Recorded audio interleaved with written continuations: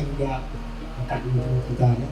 Kami berikan topiknya itu pembekalan dan motivasi.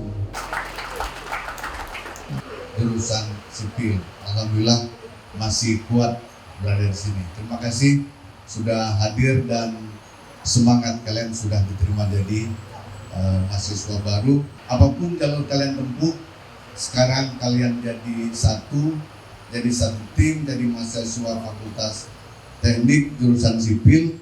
Mudah-mudahan kalian bisa mengemban tugas seperti yang senior kalian lakukan, bahkan kalian bisa lebih.